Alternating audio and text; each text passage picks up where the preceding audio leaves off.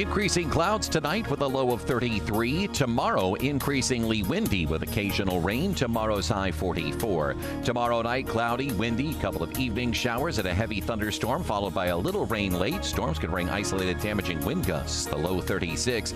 Saturday, a morning shower in places, otherwise cloudy and windy with a high of 44. With your AccuWeather forecast, I'm Drew Shannon.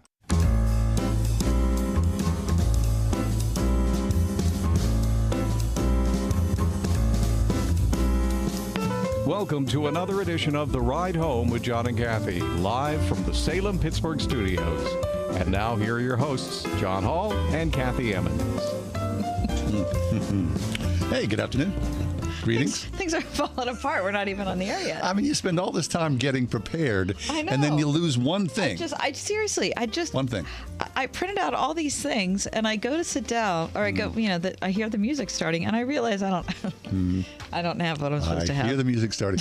It's like a house of cards, just tumbling down. When you were a kid, did you ever build House of Cards? Did you do that? I disliked people that built I houses. love that. I loved building House of Cards. Why did you dislike it? Because it's so tension-filled. I remember being a kid, like laying on the floor, building multiple, up, and, loving that. It was kind of like exciting. Seriously, from the time I was probably 3 years old, I looked at that and thought, what? That is way too much emotion. What? You never did that. I cannot. I'm shocked by that. I cannot wade into that. I thought, kindred spirit on the House of Cards. Lex, you ever build the House of Cards? Yes, I have. Thank you. Weren't you tense about it? Of course it's... yeah, but that's the name of the game, isn't it? It's part of the enjoyment. It's like playing Perfection. Was that enjoyable? What's Perfection? No, because you put the little shapes in, and all of a sudden everything jumped up at you. I hated that game. I never did that. You never played Perfection? You never played Perfection? Never. What is that? It must be a different generation. Party hard. Thank you. So it was like a rectangle. And you would press the middle was orange or red, I think. The middle, so Perfection, as I remember, it was a red box and it had a blue pressed down plate in the middle. Mm-hmm. And it came with all these little shapes on pegs. And so what you had to do is you had to set a timer and you had to put all the shapes into the right slot before the time went up. Sure. And if you didn't do it, by the time came up, it all popped blew up in your face. Yeah. You've never played Perfection? Never. I don't even know what you're talking about. Well, let me tell you, you'd be scarred. But House of Cards, everybody knows House of Cards. I mean, it doesn't cost anything. You just have a deck of cards. Yeah. Very enjoyable. And you can give yourself some kind of, anxiety complex. I'm surpused by that. I really hated am. that. Really. It was so much pressure. Only maybe you put on yourself. Well, it was like someone yelling at you while you were doing it. Were there like a penalty if you didn't succeed? In Siberia when this was happening? You said you were three. No, three? From my earliest stage, I just remember thinking, really? I just don't want anything to do with that. In the words of my wife, what went on in that house? Anyway, all is well. I'm glad you found your papers, or did you not find them? I didn't find them, okay, John, but I'll just look at it online. Off to a fine start. House of Cards or Perfection. It's all falling apart. Very nice. Be careful of the blue things. Coming up on today's program, we'll hear the story of a man who took more than 50 years to complete a PhD. I love this so much. It's such a great story. And he's got a Pittsburgh connection. Yeah. Also talk about why Americans are increasingly foregoing or delaying marriage. That comes up in our 5 o'clock hour.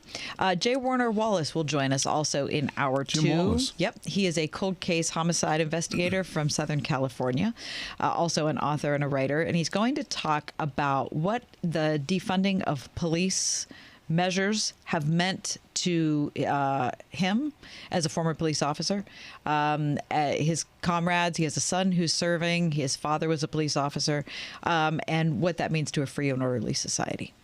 So that's coming up in the 5 hour. And then in the 4 hour, Denmark scraps a religious holiday. That might mean something, something Christmas. interesting They got rid of Christmas. for the trajectory of Christianity in Europe. We'll talk about the Asbury Revival. Also with Dr. Sy Garte. Very nice. That sounds like a full lineup. I mean, that's not just that. There are other things, though. It's celebrity birthdays before the end of the show. Okay, very nice. National Egg McMuffin Day. Is it? Yep. We just talked about breakfast sandwiches the other day. Well, yeah, we should go get ours. Someone in the freezer here at the station has breakfast sandwiches. Have you seen that? Whose are those? I think they are one of the salespersons. Oh, Whose okay. turkey is in the freezer? General management. Oh, that's Brad's turkey? Yep. Brad, what's your turkey doing in Look, there? you were kind of annoyed. You're not that annoyed, are you? No, I think Okay. it's a great idea to have the turkey in there. I love that Okay. turkey. That's good. It's been in there a long time, Been a hasn't while. It's it? frozen. It'll last a while. Okay. All right. Let's move to the news, though. Okay. Without further ado, Kath, the Yep. news stories. Please give us, the top 4 at 4. For Thursday, March 2nd, and reading from my iPad here, not my paper, because my papers are still in the printer. House of Cards. Number 1. California Governor Gavin Newsom has declared a state of emergency in more than a dozen counties, including LA County, as the typically warm state digs out from rare snowstorms. A series of extreme storms struck the West Coast over the last week. Here are a couple stats for you, John. Palisade Tahoe Ski Resort in California's Placer County in the Sierra Nevada mountains got 146 inches of snow. Oh, That's more than Wow. 12 feet, in case you're counting. That brings the cumulative total for the season to 500 inches, or nearly 42 feet, Shoot. making it the snowiest October through February period since 1970. really? And ours is the least snowiest. Isn't that crazy? Yeah, they got in our snow. fact, Palisade Tahoe, which is the largest skiing complex in the Lake Tahoe region, they had to shut it down Tuesday because there was too much snow for the ski resort. Wow, that's cool. The cities of Dallas, Shreveport, and Little Rock are in the forecasted path for today. Mm-hmm. Same storm. Okay, our friends down in Dallas. I hope they're doing okay. Good. Number 2. The House Ethics Committee has opened a formal investigation into embattled GOP Rep. George Santos of New York. That was announced this afternoon, shortly before we went to air. The committee's Republican and Democratic leaders said the subcommittee shall have jurisdiction to determine the following things. Are you ready? Please. If he engaged in unlawful activity with respect to his congressional campaign, if he failed to properly disclose required information on statements filed with the House, if he violated federal conflict of interest laws in connection with his role in a firm providing fiduciary services, and or if he engaged in sexual misconduct toward an individual seeking employment in his congressional office. Okay. That's from ABC News. That seems like a lot of There's a lot going on. I was reading about George Santos. Apparently, when he does socialize, and he does often at karaoke bars, he is the star of the room. He's the karaoke star. People love to have selfies taken with him. He's a celebrity. So maybe they're in the Venn diagram. There shouldn't be a Venn diagram that includes congressional leader and karaoke star. Number 3. SpaceX launched 4 astronauts, including a North Allegheny graduate, to the International Space Station for NASA early this morning. The Falcon rocket bolted from Kennedy Space Center shortly after midnight. Nearly 80 spectators from the United Arab Emirates watched from the launch site because the first person from the Arab world went up for an extended months-long stay as well. NASA's SpaceX Crew 6 mission being piloted by Woody Hoberg, a 04 NA graduate and former research scientist at MIT. He's responsible for spacecraft systems and performance. Aboard the station, he will serve as an Expedition 69 flight engineer. 6 months on the space station. Which seems like a really long time. 6 months up there. Really long time. You can read more about that in today's Trib. At number 4, John Dr. Jason Arday, age 37, has just been appointed as the University of Cambridge's youngest ever black professor. CBS News tells the story that Arday was diagnosed with autism and a condition called global development delay at the age of just 3. He was unable to speak until he was 11, and he could not read or write until he was 18. Wow. That is your top 4. That's a wild story. At 4. Oh, fabulous. Can you believe that? I love that so much. He's going to start his work as a professor of sociology of education at the world-renowned university on Monday. Wait, he couldn't read or write until he was 18. 18. That's crazy. Wow. He fabulous. went to college, earned a degree in education and physical education, then got 2 master's degrees, taught for a while, and then earned his PhD at Liverpool John Moores University. And the whole time, he paid for his studies by working at a grocery store and a drugstore chain. Outstanding. Congratulations, sir. Okay, we'll take a quick break. We'll step away. When we come back, we're going to talk about overlook an offense or forgive. Kurt Bjorklund, Orchard Hill Church, joins us in just a few minutes for Pittsburgh's Christian Talk. This is The Ride Home.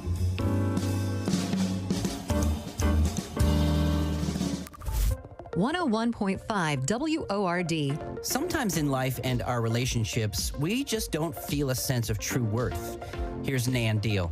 All of the messages of you're not wanted, you carry that into marriage, into what you do. I mean, sitting at this table, feeling not worthy to even have a voice here. Ridding our lives of shame and guilt. Next time on Family Life Today with Dave and Ann Wilson. Tomorrow morning at 9 on 101.5 Word FM WORD. This is an important notice to all U.S. taxpayers. The IRS is giving away billions of dollars in tax savings through a federal program called the Fresh Start Initiative to aid delinquent taxpayers. This initiative was established for anyone facing financial hardship and unable to pay their back taxes. Qualifying and enrolling in this program will stop all collections, settle your delinquent tax problem, and even reduce what you owe by thousands of dollars. Call the hotline at People's Tax Relief to see if you qualify and get this free information by dialing 800-419-2387. If you have unfiled tax returns or cannot afford to pay your personal or business back taxes, you can now get the help you need. One simple phone call can resolve your tax problem and save you thousands of dollars. To see if you qualify and to get this important free information, call 800-419-2387. 800-419-2387. 800-419-2387. Is it a housing boom or a housing bust? Is it a good time to buy or wait? In times of uncertainty and challenge, you need seasoned mortgage experts with decades of experience. Professionals, not just problem solvers, but solution providers. Hi, I'm Andrew Del Rey. And I'm Todd Avakian at Sierra Pacific Mortgage. We know how to solve your tough mortgage issues. We're bankers, not brokers, and we offer non-traditional loan solutions that most companies can't. Are you self-employed? We can get you qualified based on bank statements, not tax returns. Are you an investor? We have debt service loans that use cash flow and potential income opportunities. Need a private investor loan? We offer non-traditional loans. Just visit us at andrewandtodd.com and we'll find solutions to those tough mortgage issues for you and your friends. Visit andrewandtodd.com. Answer a few questions and we'll get to work for you. That's andrewandtodd.com. andrewandtodd.com. How does your family prepare for Easter? Truth for Life with Alistair Begg is making available a family devotional that will take you and your school-aged children through the events of Jesus' death and resurrection. 14 daily readings beginning with Jesus' entry into Jerusalem and ending with Pentecost. This colorfully illustrated book, titled Darkest Night, Brightest Day, will spark plenty of family discussion. Get your copy at truthforlife.org/donate. I should. Proverbs 19:11 says, "A man's wisdom gives him patience. It is to his glory to overlook an offense." Overlook an offense, huh? Rev Kurt Bjorklund is back with us. Kurt is the senior pastor at Orchard Hill Church. Kurt, always a pleasure to have you with us. Thanks for coming along today. It's great to be with you both. So talk to us about what it means to overlook an offense. Is that the same as asking for someone asking you for forgiveness? Yeah, it's a great question. And forgiveness is obviously a big topic in the Bible, and people have a lot of different ways of dealing with that topic. In Matthew 18, Jesus tells the story of the unmerciful servant, which is probably the biggest, longest section on forgiveness. And the idea is basically this one man has a huge debt and it's forgiven. And then he goes out and takes somebody who has a smaller debt and he insists that the man pays him. And then when it gets back to the first person who says, "Oh, you didn't forgive," he throws this man in prison. And the haunting words at the end of that say, "So it'll be for you who don't forgive from the heart." And the clear illusion is that God is the one who's forgiven us a huge debt, and then when we don't forgive others, we hold a very small amount over them. And certainly there are some people who will say, well, you don't have to forgive unless somebody comes to us repentantly, because God doesn't forgive us until we come with repentance, and we need to forgive like God. There's all kinds of things people can say, but when you read through Scripture, both the New Testament about forgiveness, Old Testament about forgiveness, the overwhelming evidence is that choosing forgiveness is healthy for us. It's good for community. It's good for our spiritual life. And here in Proverbs, the verse you just read about overlooking an offense is a little different than forgiveness in this sense. An offense probably carries more the idea of annoyance, irritation, and it isn't really this person did me wrong as much as this person just has irritated me. And a lot of times what happens is we confuse irritation and feel wronged, like we need to forgive somebody, rather than simply saying, I'm called to overlook an offense. I'm called to overlook irritation. And so we turn it into something much bigger, like I have to forgive this person when they haven't actually wronged us. They've just irritated us. And so those two things are fundamentally, in some ways, different. They have a similar outcome in that there's a humility of it that says I need to be willing not to be about myself. William McCain wrote a commentary on Proverbs, and he put it this way. He said, the virtue which is indicated here is more than a forgiving temper. It includes also the ability to shrug off insults and the absence of a brooding hypersensitivity. It contains elements of toughness and self-discipline. It is the capacity to stifle a hot emotional rejoinder and to sleep on an insult. And I love that phrasing of it, because sometimes we really do need to forgive a wrong. But sometimes it's just having a self-awareness of saying, if I'm going to not have a hot temper, that means sometimes just overlooking, not even having to forgive an offense, not even making a deal and demanding that we have a sit-down talk and somebody has to, recognize what they did. I'm just going to simply say, you know what, I can overlook that. I can let that go. And again, that isn't intuitive to us, because we want to often say, well, I want to be, community means that we should always have our whole knowledge of what's offended us and everything. But if you think about even a healthy relationship, whether it's a roommate, a friend, a sibling, a spouse, sometimes it's really good to bring stuff up, and sometimes it's really, really good just to let some things go. And so Proverbs tells us to do that. That's good. Yeah, okay, so if someone continually bugs us, right, oftentimes you just eat it because it's not that big of a deal until it does become a big deal, I guess. So, Kurt, when I hear people talk about I'm going to overlook something, right, that's a good thing, but to really clear the air, you have to engage with the person in one form. You mean if it's a big deal? If it rises to the level of big deal? Yeah, right, I need to have a face-to-face. Well, certainly, and that's, I think, part of what I'm driving at is understanding that there are some things that I need to forgive, and that's different than overlooking an offense. Yeah. And when it involves somebody has sinned against me, done something wrong, or somebody comes to me and says, you've done something wrong against me, you've sinned against me, that's very different than hey, I don't like how you did this.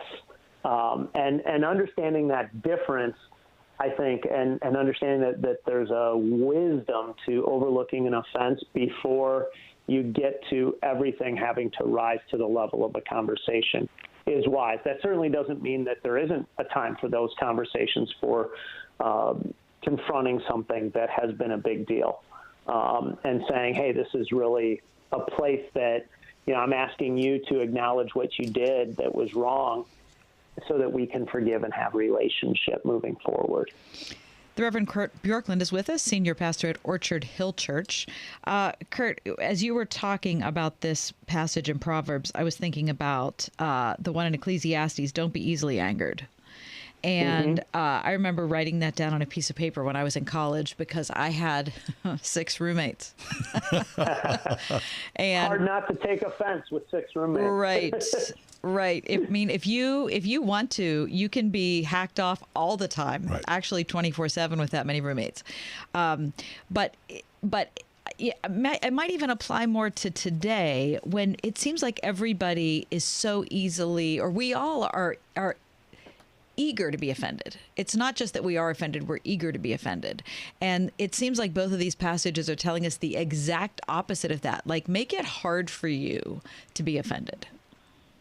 Yeah, there's an old episode of Frasier. I read about this. I didn't watch the show much, but where Frasier Crane was having a bad day and somebody stole a seat at a coffee shop, and he picked kind of the person up and rebuked him and said, people need to learn a lesson of etiquette. And if you remember the show, he used to have a call-in psychology show. And people started lauding him as a hero, and they were like, yeah, we need to teach people lessons of etiquette. And it took on a life of its own, and people were smashing neighbors' blowers for blowing too early in the morning, or, teaching everyone lessons. And he finally lost it and said, this is not right. And his caller said to him, well, what you did wasn't any different.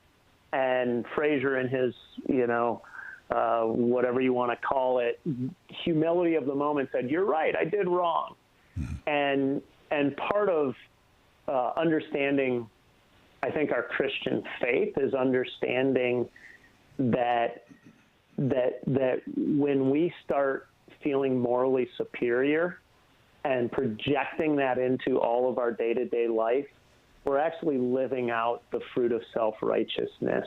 And what keeps us from being offended, easily offended, what allows us to forgive, it is that story in Matthew 18 about the one who has forgiven us so much, and saying, I have owed and I've been forgiven, so I want to be the mediator of grace when I have 6 roommates in my marriage, in my place of work, rather than the one who's always irritated, annoyed, because then I'm not living in a state of grace.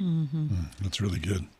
That's really good. Yeah, because the reality of, my past situation is all of those people I was living with, I was just as annoying to them. I'm sure. I mean, and that's part of just maturing as a person, is realizing that we're just as annoying to people as people are to us. Right. It's not like it's just a one-way road. So there's a measure there of nuance and maturity, spiritual and or otherwise maturity.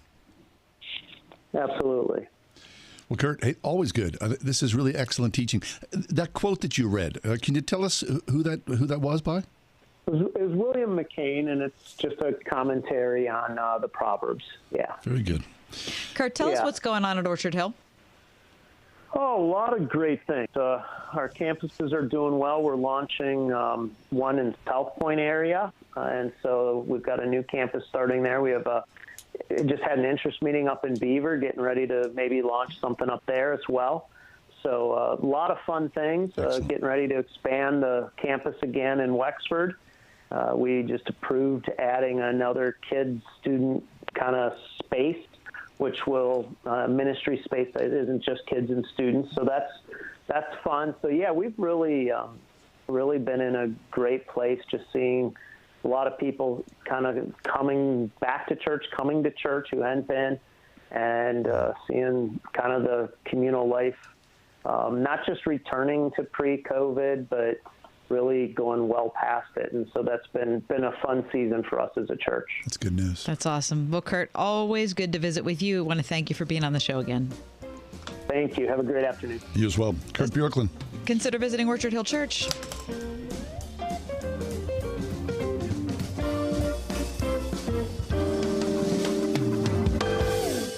This is Kathy Emmons. John and I are grateful for the encouragement we have from all of our advertisers, and especially our friends at Grove City College. Thanks to everyone at Grove City for supporting The Ride Home. Here's how we long for Skechers hands-free slip-in footwear. The world has gone hands-free. However, if you want to put on a pair of sneakers, you still need to bend down and help your feet in. Until now. Introducing Skechers hands-free slip-in footwear. You don't need to reach down to help your heel in. You just step into them and off you go. So what's the secret? Well, there's a special smooth comfort pillow in the heel that helps your foot slide into place. And they stay on just like a pair of laced-up sneakers. Get hands-free slip-ins at a Skechers store, Skechers.com, or wherever stylish footwear is sold. What's the best product I bought this year? Oh, that's easy. Salonpas pain-relieving patches. The proven medicines in Salonpas patches reduce my pain and let me do the things I need to do every day. In a recent clinical study, patients using Salonpas reported improved sleep, mood, and the ability to work. They had less pain and were able to reduce their use of oral pain medications. For pain, I use Salonpas. It's good medicine. My brother-in-law died suddenly, and now my sister and her kids have to sell their home. That's why I told my husband we could not put off getting life insurance any longer. An agent offered us a 10-year, $500,000 policy for nearly $50 a month. SelectQuote found us identical coverage for only $19 a month. SelectQuote could save you more than 50% on term life insurance. For your free quote, go to SelectQuote.com. That's SelectQuote.com. Full details on example policies at SelectQuote.com/commercials. How does your family prepare for Easter? Truth for Life with Alistair Begg is making available a family devotional that will take you and your school-aged children through the events of Jesus' death and resurrection. 14 daily readings beginning with Jesus' entry into Jerusalem and ending with Pentecost. This colorfully illustrated book, titled Darkest Night, Brightest Day, will spark plenty of family discussion. Get your copy at truthforlife.org/donate. Roofing, siding, or remodeling? Want it done right, call doing it right. 724 New Roof. Listen on your smart speaker at wordfm.com, the Word FM app, iHeart, TuneIn, and on Odyssey. In your car or at home, too, at 101.5 WORD-FM, Pittsburgh. I love living in a rural community where neighbors help neighbors, even if we don't always agree on sports teams, politics, or the COVID-19 vaccines. We all have our opinions. Getting vaccinated is your choice, and no one can make your mind up for you. Talk to your healthcare provider about your questions to help make a decision that's right for you. GetVaccineAnswers.org has the latest information to help you decide. A message brought to you by the Ad Council.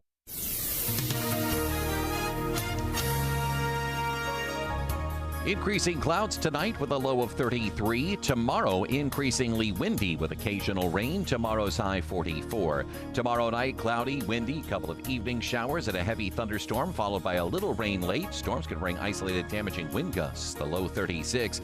Saturday, a morning shower in places, otherwise cloudy and windy with a high of 44. With your AccuWeather forecast, I'm Drew Shannon. The world is fascinating, and this is a really amazing story. Very interesting. Lawmakers, this is from today's New York Times, lawmakers in Denmark have voted to eliminate the Great Prayer Day. It is a religious holiday in Denmark that dates back more than 3 centuries, so that workers can produce extra tax revenue that could be used for military spending as the country aims to meet its NATO targets. This is Daniel Victor, today's Times. This is, I don't know. The government has estimated that scrapping the Great Prayer Day holiday, one of 11 national holidays, and keeping businesses open would provide an additional 3 billion Danish kroner, about $430 million, that will be added to the military budget. Prime Minister Mette Frederiksen cited the war in Ukraine as an argument for needing the extra funds. But the effort to scrap the holiday starting next year, as first proposed by Ms. Frederiksen in December, has proven unpopular with the public, drawing criticism from trade unions, clergy members, and opposition parties. Asking people to forego the holiday, which comes with its own rituals, but is treated by many Danes as just another day off, set off a national debate about work, religion, tradition, and war.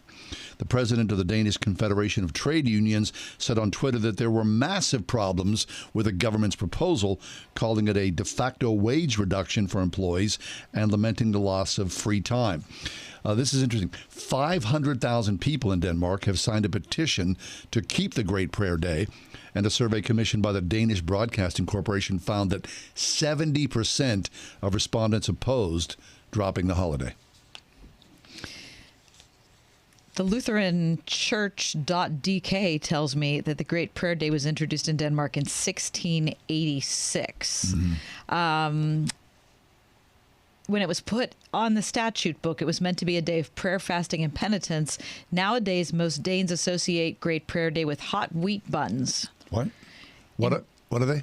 I don't know. Hot wheat buns. Yep, that's what it says. In recent years, immigrants have revived Great Prayer Day as a day of prayer for the nation and for peace in the world, and people from various church denominations gather to pray and worship together. The event is organized by the Church Integration Ministry. Interesting. Wait, so immigrants have reinvigorated. Wonder where the immigrants are from.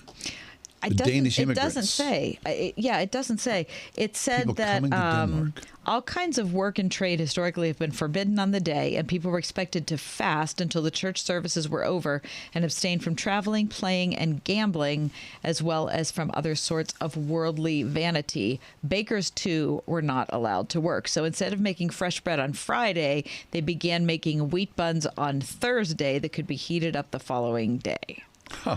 So that's where they got their tradition of day-old bread. Buns. Yep. Interesting. Well, it sounds like... and look at what I'm just showing you the wheat buns. I would eat one of those. They look very delicious. Even though they were day old. Okay, so it sounds like it's a like a lot of holidays, right? Originally a Christian holiday, turned secularized, and an increasingly Denmark society, like most of Europe, right, turned away from Christian tradition, infused, though, with new energy from immigrants coming from... wherever. Question mark. And the large majority of Danish citizens reject the idea of getting rid of the holiday because they just want the free time. So has it been decided already? No. Okay. A proposal, they're saying. Got it. And it must be a long-standing proposal because if 500,000 people have already signed a petition energizing that, I'm sure it's going on. It didn't happen yesterday. Right. Well, that's interesting. It's supposed to be, it falls the fourth Friday after Easter, somewhere between April and mid-May. The fourth Friday after Easter. All right. Have you ever been to Denmark? No, but I would love to go to Denmark. Me too. What about the ride home in Copenhagen? I'd take it, yeah. Wouldn't we take that? Yeah, please do. Okay, what about a long ride home, but it'd still be nice. So speaking of Christianity around the world, how about this new article, or this new thing we saw about the multi-faith complex in Abu Dhabi? Okay, yeah, so here's another thing that around the world. Abu Dhabi has now a multi-faith complex, which include a mosque, which we would expect, a synagogue, and a Christian church. They're together like on the same campus? Yes, they are. It looks like a large concrete pavilion spanning acres and acres of land with three very distinct sort of concrete boxes of various architectural sort of stripes, right? Inside, I've seen the images. They're all beautiful. So inside. This is done. This is a. It is. Yeah. Okay. Yeah. It looks like something from Brave New World. Don't you think? Well, oftentimes when you see modern architecture in the desert, they're fascinating because, they're bringing in world-renowned architects. Of course, the oil money is there. So the architecture to me is oftentimes like otherworldly, like seriously cool, off the charts. Or it can be a colossal failure. You think about the desert and so what it is. So there's nothing around there. So they just built this, out of... It's the desert. Now inside, the photographs inside the buildings, stunning, absolutely gorgeous. But you would imagine building in the desert and trying to create something in its starkness a difficult task. Would you think? Yeah, for sure. Yeah. So the multi-faith complex, I like the idea that it's allowing people, on a civic base, encouraging people to believe something. Yeah, sure. Instead of just encouraging, trying to whitewash everything and say that it's all the same. I wonder how active... Other than the mosque, things will be. The Jewish does it population. Say anything about it does not. No. It says they're there. They're showing essentially, other than the mosque, they're showing empty interiors. So this is in CNN.com today, so you can read more about the new multi-faith complex in Abu Dhabi. Beautiful. It's not very... No, it's beautiful. Okay. Yes, it is beautiful. Okay, Sy Garte's with us. We're going to talk about the Asbury Revival. I don't know if it's beautiful.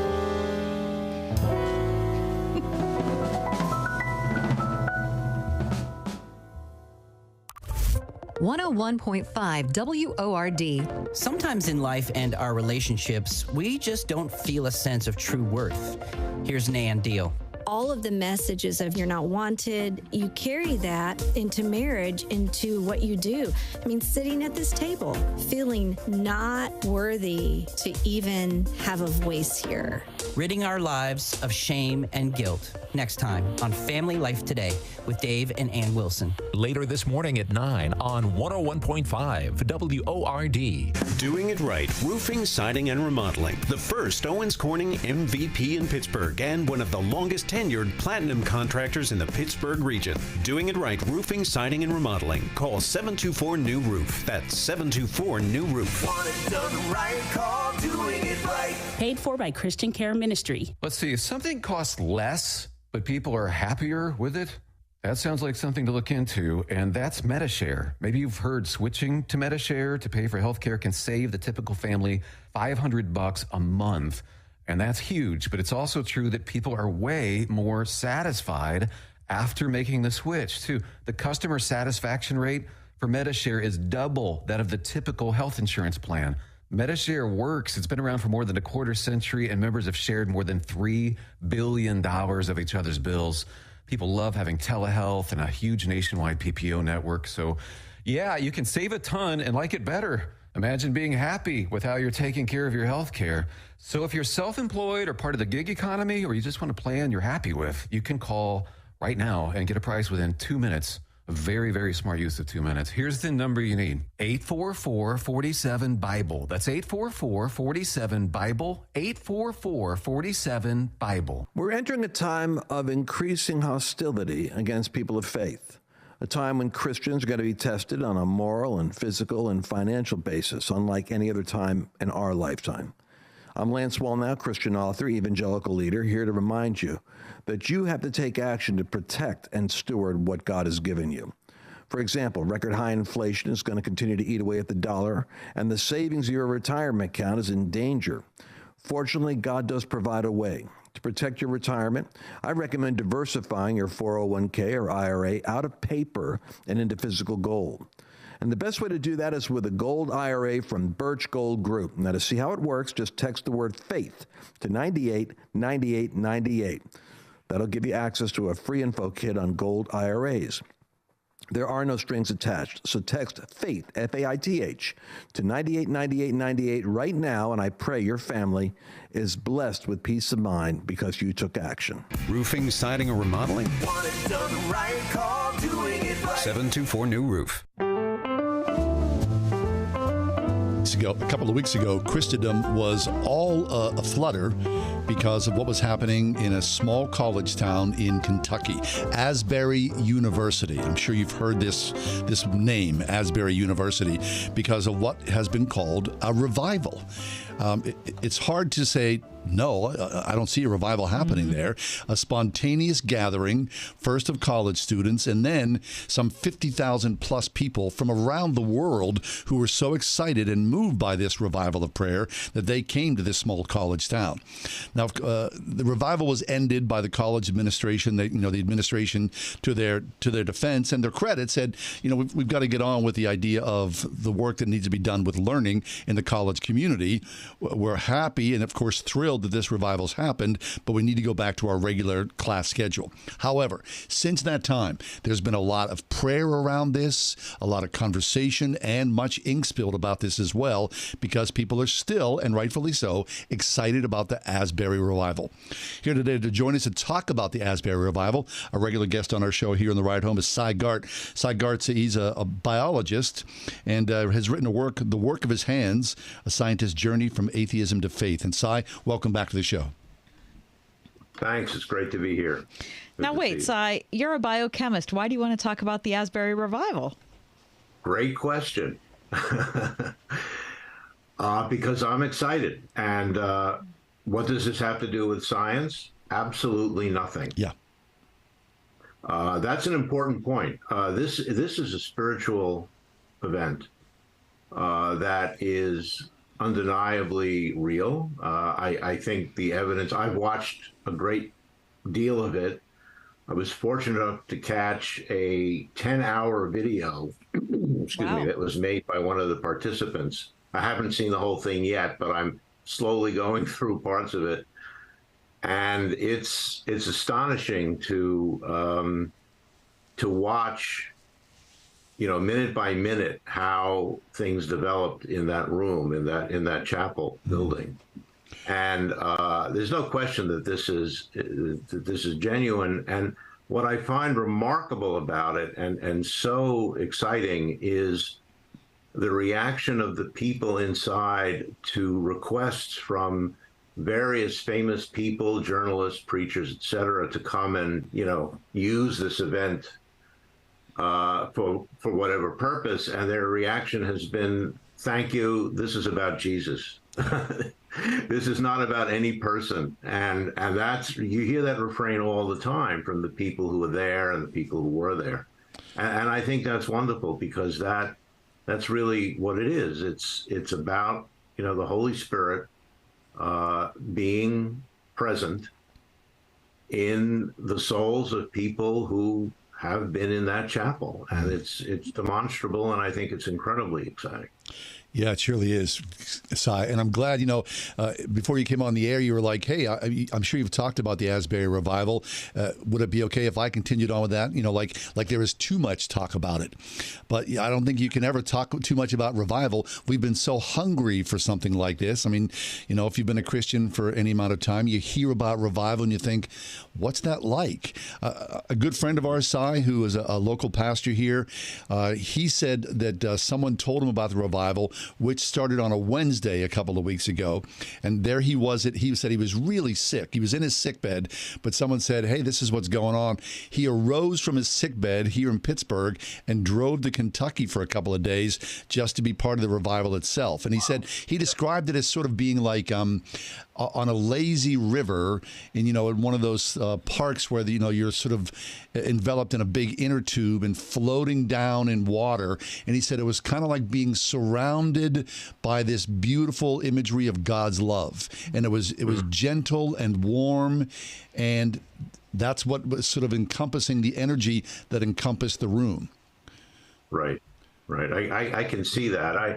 I have a friend who is a pretty well-known younger Christian apologist. He has a YouTube channel called Capturing Christianity, and he hosted me for a video, for an interview, which went quite viral. But his name is Cameron Bertuzzi, and he actually drove from Houston, Texas to Kentucky to be part of this. And he has done some interviews. He's made some videos. They haven't appeared yet, but I'm strongly looking forward to that, because he does a good job at these things. So I think there'll be a lot more coming out. I just saw one this morning of someone who had a student who had gone from, I don't remember from where, but somewhere far away, and had and was just talking in a microphone, and he sounded like a seasoned preacher. I mean, he was so excited. He was so obviously filled with the Spirit, talking about what it was like to be in a revival and what it meant. And it's very moving. The music that they're singing, the way they all work together, in singing and in prayer is just marvelous to behold. And, I've been saying for some time, sometimes controversially, I've been tweeting this and putting it elsewhere, is that, we're due for a great awakening. Maybe not very quickly, but we keep hearing about Christianity, people leaving the faith, the pews going empty, churches closing. And that is true, but I think that's a cycle. And I think that at some point we're going to see, and I didn't know it would be this particular generation, but we're going to see a generation of kids who were brought up in the faith, or even more so, who were not brought up in faith because their parents became nuns. And they're going to be missing something. They're going to be missing a sense of spirituality. And I don't mean myself, because I probably won't be around, but we Christians need to be there to give them that sense and to spur them to come to the faith. Yeah. And I think this revival is an unexpected and just incredible blessing in our time that we were able to see. Dr. Sy Garte is with us, biochemist who's taught at New York University, here at Pitt, and at Rutgers University. His book is called The Work of His Hands, A Scientist's Journey from Atheism to Faith. And I want to get back to the science part because, Sy, people are listening to the show maybe and they're thinking, geez, this guy's a scientist. Like, what is the deal? Like, he's talking about how moving it is and whatever. This doesn't sound very science-based. And I think that probably comes from how bifurcated we've become in our thinking. Yes. So talk about that.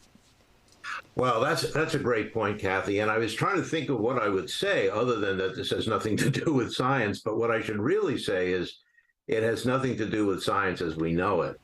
Because one of the problems with this bifurcation that you mentioned is that we tend to lump spirituality and science into two different baskets.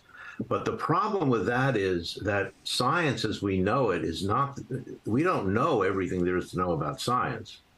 And, as I've often said, things that we now take for granted as true scientific facts would have been considered supernatural 100 years ago. And, there's lots of examples of that. Yeah. So, I don't like the categories. I think that, there is truth, and truth can be spiritual, it can be scientific. It's not one or the other. And what we're seeing now, our current science has nothing to say about it. This is something of the spirit. It's something of the human soul. It's something of God, the Holy Spirit. It's all of that, which sounds unscientific, but there's only one truth in this universe, and that truth comes from God. And we can explore that truth with science, or we can tap into it through spiritual awareness and through prayer. Mm. They don't seem to go together right now, but that's just because we're not there yet. Eventually, there's only going to be one truth, and it will be both scientific and it will be spiritual. Right. And so I, like you, think about what happened or what is happening. And of course, this generation, we all know we live in this deeply, deeply cynical age.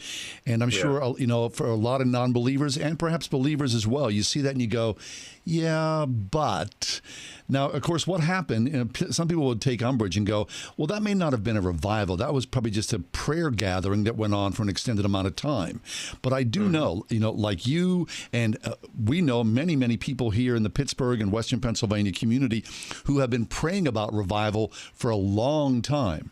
So the idea of, revival in this city and your city, and not only across, here locally, but across the country and then perhaps around the world. It starts with a very tiny, small spark and then can ignite. So who's to say the work of the Holy Spirit and those tiny embers that have been sparked in Asbury, how they may feed and grow, as you say, whether we're here or not? Yeah, I that's absolutely right, John. There are reports of other colleges, Christian colleges so far, where we're seeing other signs of revival. We don't know how long they'll go on. I don't think that matters. I think what the result of this, aside from the incredible effects it has on the people who are there, and this is something they will never forget. Anyone who's walked into that building will have this for the rest of their lives. Yeah. And it will affect many people around them.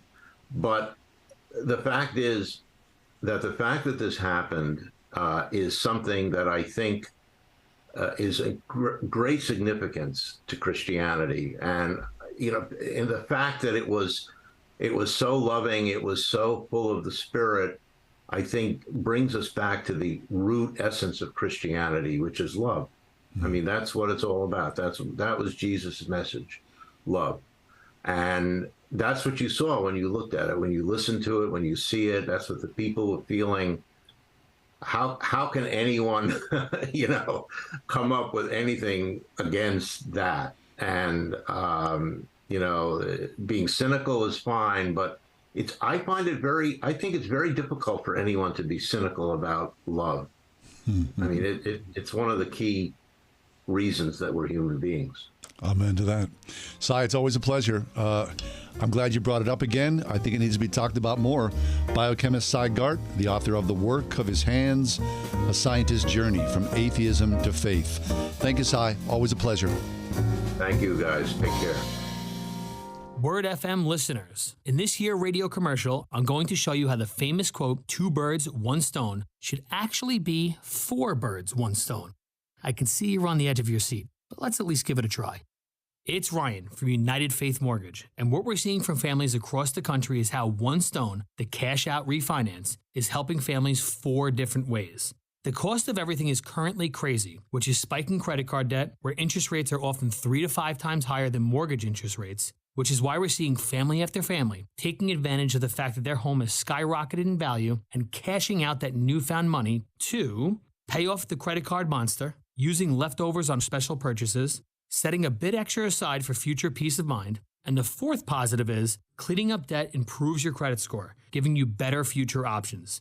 If you're curious what a cash-out refinance would do for you, we are United Faith Mortgage. United Mortgage Corp, Melville, New York. NMLS number 1330. Pennsylvania Department of Banking and Securities. Mortgage lender license 22672. It's no secret that this economy is taking its toll on us. But I've got some important news that could really help. If you're facing $10,000 or more in credit card debt, medical bills, or other unsecured debt, you need to know that you may not be required to pay it all back. There are special programs that can significantly reduce the amount you will owe if you qualify. This isn't bankruptcy or a high-interest debt consolidation loan. These are programs that credit card companies don't want you to know about. Ones that offer Americans struggling with overwhelming credit card debt savings and real debt relief faster than thought possible. Accredited Debt Relief has a special hotline to learn all about these programs and what savings you qualify for. They've helped qualified consumers with over $1 billion in debt and have an A+ rating with the Better Business Bureau. So call the Accredited Debt Relief hotline now for this free information. Call 800-786-2300. 800-786-2300. That's 800-786-2300.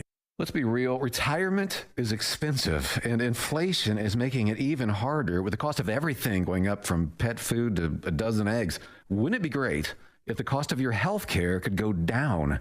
Well, Medishare 65 Plus is $99 a month for ages 65 to 74. And for many with Medicare Parts A and B, looking at other options, that's 50% or more saved per month.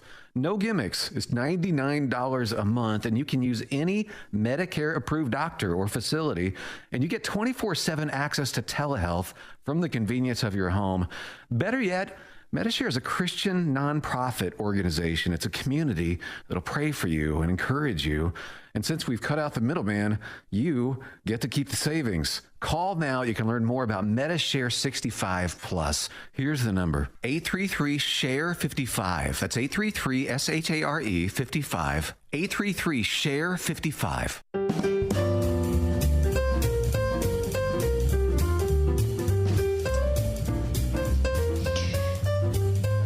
I saw a tweet by Patrick Miller yesterday that made me, stop and ponder several more things about the revival at Asbury.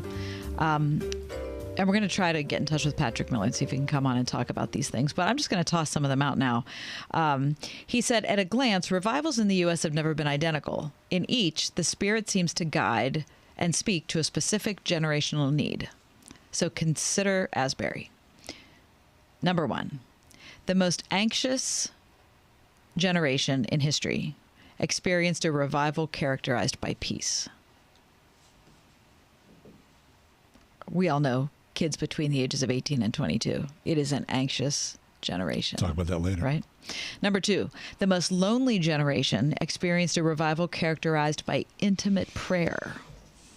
The most digital generation experienced a revival in an analog chapel. It wasn't on YouTube. How about that? Number 4, a generation living in the wreckage of narcissistic leaders, who we've talked about how many more days have we in the past and will we in the future, experienced a revival characterized by humble leadership. A generation who saw the politicization of everything experienced a revival that said no to Tucker Carlson and every other pundit aiming to politicize it. A generation whose lives have been digitally mined and sold to advertisers encountered God without branding, ads, or marketing. A generation living in the wreckage of the ex-gay movement created space for gay Christians to find healing and strength to follow Jesus. Number 8, a generation brought up at the height, I love this one so much, at the height of anti-institutionalism, found God in a mandatory chapel service at a denominational institution. And lastly, a generation who suffered the collective trauma of COVID isolation found healing in a massive crowd of people. All of those things are true. I mean, that's undeniable. That's such an interesting way to think about it. And I don't know Patrick Miller, so I can't speak for him, and I'm not endorsing him because, again, we haven't yet met. But I think there's a lot of insight in that the Holy Spirit reaches us at our places of deepest need, and his ministry to us is very particular. Yeah. Those early, not even days, but moments, half an hour, 45 minutes, an hour, 2 hours of that event, the revival at Asbury.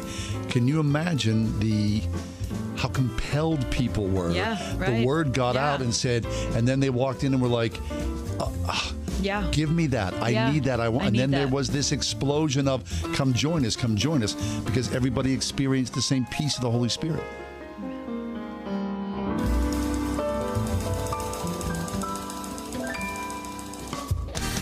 Ask Alexa to play the word Pittsburgh to hear us there. We're on your Google speaker too, plus iHeart, TuneIn, and on Odyssey. 101.5 WORD-FM, Pittsburgh. Investments.com. With SRN News, I'm John Scott.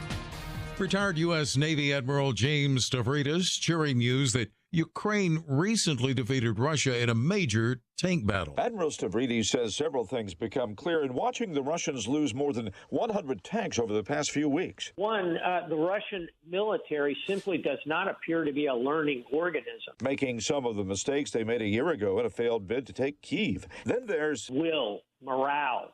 The Ukrainians are fighting for their lives, for their cities, for their children. The Russians are a bunch of conscripts. Admiral Stavridis was interviewed by the Salem Radio Network. Bob Agnew, Capitol Hill. The number of people applying for unemployment benefits in the U.S. fell for a third straight week, down 2,000 to 192,000. On Wall Street, the Dow had 280 points, and the S&P 500 is up 19. This is SRN News. Wouldn't it be great to work in a place that makes a positive impact on the people, businesses, and churches around you? That place exists. I know because I work there. My name is Cassie, and I'm the digital marketing specialist with Salem Media Group in Pittsburgh.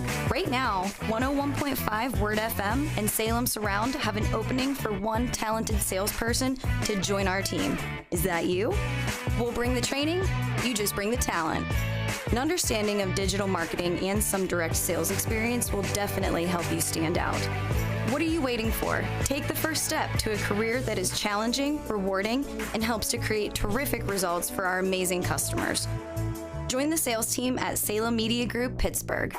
Email your resume to brad.marshall@salempittsburgh.com. That's brad.marshall@salempittsburgh.com. Salem Media Group is an equal opportunity employer. Hi, this is Rhett Rasmussen of BestHotGrill.com. We make the amazing Solaire infrared gas grills that are built to last and will consistently deliver better than restaurant grilled food. The Solaire infrared burner heats up to 1,000 degrees in just 3 minutes, even in the dead of winter. The high heat locks in the juices and flavor and grills food faster. Learn more about these fantastic USA-made grills at BestHotGrill.com. Solaire hot, fast grills at BestHotGrill.com. You're not who you were 25 years ago. Your life's more complex. People change, families change, and the law changes. This is Jay Hagerman of Abernathy & Hagerman, and a proper estate plan should keep up with those changes. That's why Abernathy and Hagerman presents free ongoing estate planning workshops with attorney Dan Reimer, someone who's really good at making complex concepts sound so simple, so you can protect what's yours and to ensure that your will is done. The next one's happening soon. For details and to attend, visit a-h.law. Marketing your business is hard. It's so competitive, and getting new customers is as hard as keeping your existing ones. We know it because we're a local business too. So when it comes to marketing your business and getting new customers, we know how to do it. Our digital marketing firm, Salem Surround, is built to create customized solutions to your business. Not your competitors, just you. Reach out to us at salemsurround.com, and we'll work with you to create those solutions that will increase your business and bring you new customers. salemsurround.com. Train up a child in the way they should go. Well, you know the rest. It's a calling you take very seriously as a Christian parent. And Trinity Christian School in Forest Hills seeks to honor your commitment by working together with parents to prepare students who are academically sound and spiritually ready to take their place in the world through a classical approach to education that helps build a faith from which they will never depart. Trinity Christian School, one of the top K-12 schools in Allegheny County, at trinitychristian.net.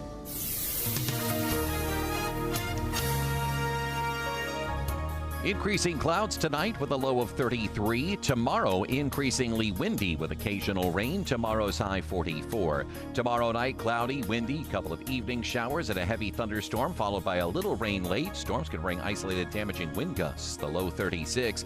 Saturday, a morning shower in places, otherwise cloudy and windy with a high of 44. With your AccuWeather forecast, I'm Drew Shannon.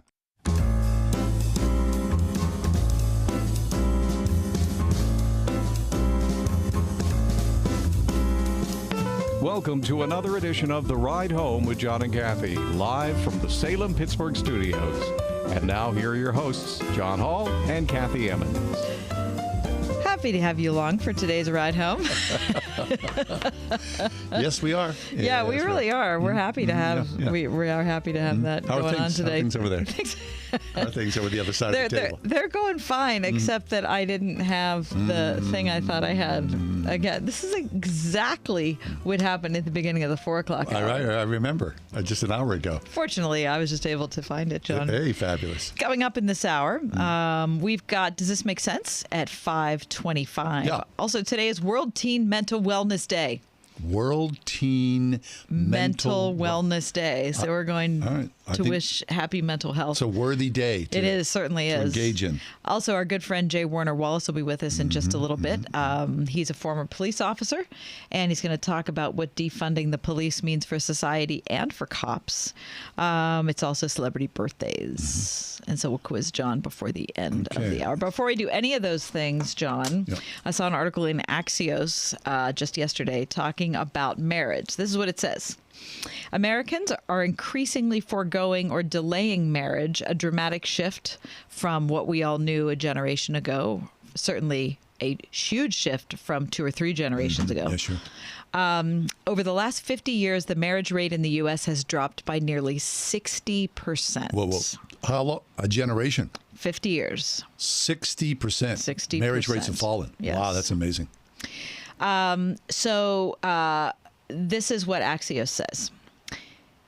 Taxes and some other legal structures still give an advantage to married couples, but the formal benefits of marriage are diminishing. Pardon me. That's according to Andrew Cherlin, who's a sociologist at Johns Hopkins. The societal pressure to marry, he says, has also eroded dramatically. Life is a little bit easier if you're married, he went on to say, but many of the life events we link to marriage, such as living together or having kids, are increasingly occurring outside of marriage. Sure, yeah. And so marriage doesn't seem like it's as important as it did. I apologize. I'm like... Get something stuck in your throat. Something stuck in there. Even as the marriage rate is falling, the institution still does hold value in the U.S., though, says Susan Brown. She's co-director of the National Center for Family and Marriage Research. Here's the case in point, and this is why I bring it up, because this is what I find most interesting. Everything I've shared up to this point is no surprise to anybody. We've seen it happen around us, right? It's part of our family life, right? The 60% thing might be a surprising number, but we know that marriage is less important. We see people live together all the time. They're, before they get married, it's not that big of a deal. Anyway, but High school seniors' attitudes toward marriage have, despite all of this, remained relatively stable over the past several decades. In 1976, 74% of high school seniors said they expected to get married. In 2020, 73% said so. Really? So in spite of all the changes, everything that you see, hear about, and experience, when kids are 18 years old, the same number of people are still thinking today that they're going to marry that did 40, 50 years ago. What happens when you're 18 as opposed to what happens when you're 28 and or 38? That's the question. Yeah. Mm-hmm. So to me, the things I'm seeing is it's just an inverse order of operations. So especially with young women, I know, it's not that they don't want to marry. And I know I talk to more young women about this than young men because I'm a woman. But I have kids who are, between these ages, right? Yeah. And so I know a lot of their friends, and I've had these conversations over and over again. It's not that they don't want to marry. It's that they want to marry later. Or maybe they want to marry, but the available pool. Well, a lot of them are already living with their boyfriends. Okay. So, but what they're saying and what their viewpoint is that, he won't marry me now. And so this is just what you have to do. So we'll move in together. Right. So now I'm not saying this applies to every woman because I don't think it does. But with the number of women I'm talking to, I think they would marry at a younger age, except they feel like the men in their lives aren't interested in that. Mm-hmm. Yeah, I could see that happening, right? There's been a generational shift and how guys look at marriage, right? It's been a gigantic disruptor. There's no doubt about that. And I think that marriage is now seen, instead of the entry stage to adulthood, it is kind of one of the closing stages to your maturation process as an adult. So it used to be that I think that you would get married and then you would live together and then you would have kids and then you would figure out your life. Right. Now, it's almost like you have to do all of those things first, especially figure out your life before you can move into that, right? that So phase. you graduate from college, you get a good job, hopefully get a good job, or you figure out getting a good job. That takes a long time to go downstream. Maybe, you start to establish yourself. Maybe you might meet someone you're interested in at that point. And then maybe you start thinking about, there's a lot of maybes in there, right? Right. And so I think, 5 decades ago, it was, well, the one thing for certain is who I'm going to be with. And then the other stuff, we'll figure it out. Right. And now it seems like with how individualistic we've become, we put a lot of pressure on our individuals to figure out what they're going to do in life on their own. Well, I think for a lot of, again, from a guy's perspective, it feels as though there is a longer extended adolescence. That, a guy would be a man at fill in the blank, 18, 20, 22. Now, guys are hanging out, they're playing video games, they're less inclined to engage. Now you're doing the swiping dating thing. The sexuality thing has changed the idea people look at dating and then forget about marrying, right? I mean, there's a pool of available women here who you don't have to go and meet people face to face, whether in college or at, however people you used to be connected in the past. You and I knew that. Now it's all on a swipe.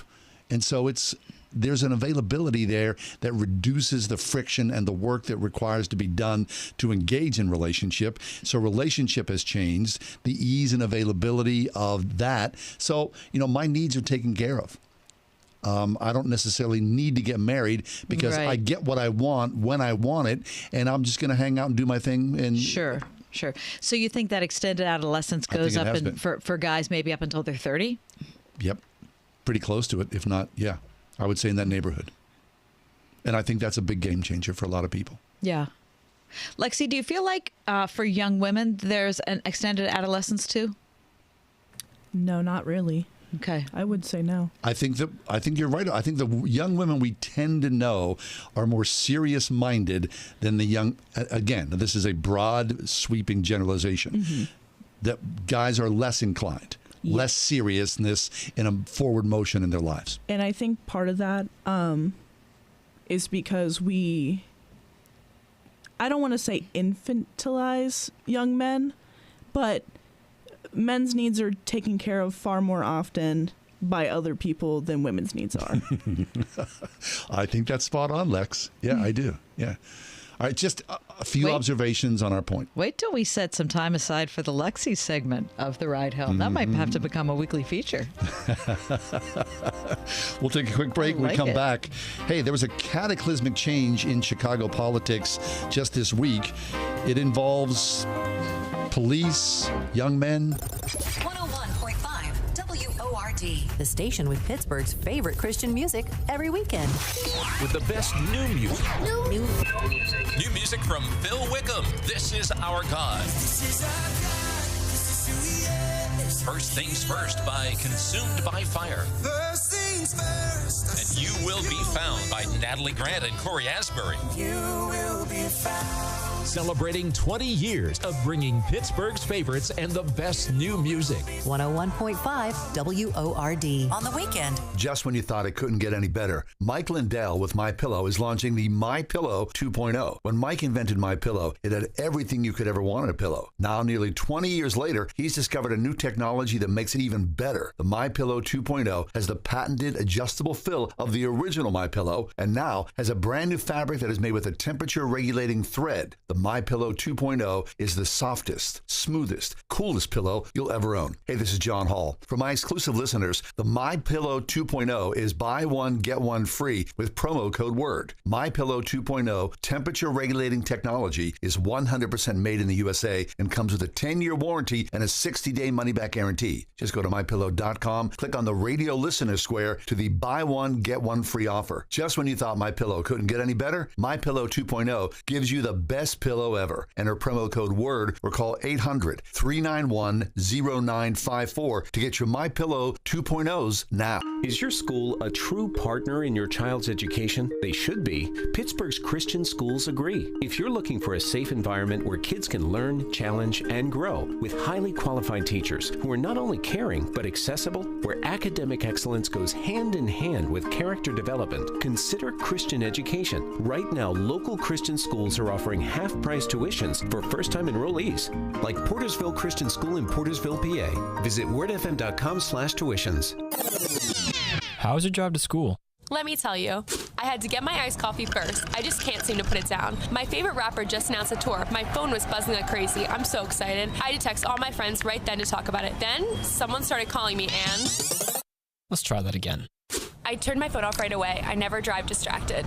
Visit StopTextStopWrecks.org. A message brought to you by the National Highway Traffic Safety Administration, Project Yellow Light, and the Ad Council. Brr, I'm cold. You know why you're cold? Because we need to replace our windows. It's going to be expensive. Well, we lose money every time the wind blows. I don't want to deal with a high-pressure salesperson. Well, our neighbors used Energy Swing windows and doors, and they love them. Oh, they have over 500 five-star reviews. The Energy Swing is a complete lifetime warranty for a peace of mind guarantee. So if we replace the windows and doors with them, we'll never have to do it again. I'll make an appointment today at EnergySwingWindows.com.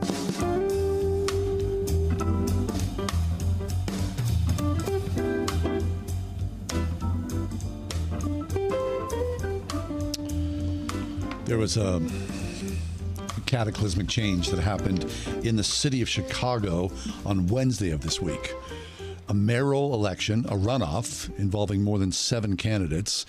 And for the first time since the 1980s, an incumbent mayor of the city of Chicago lost and will not repeat for a second term. I mean, cataclysmic. The mayor, Lori Lightfoot, won 50 of 50 wards when she was elected 4 years ago. And on Wednesday of this week, she received 17% of the popular vote. All of this unhappiness, and it's clear to say it is unhappiness, is predicated on what's happened to Chicago. Now, of course, we're so far away from the city of Chicago and not deeply connected to what's happening there. But I'll tell you this.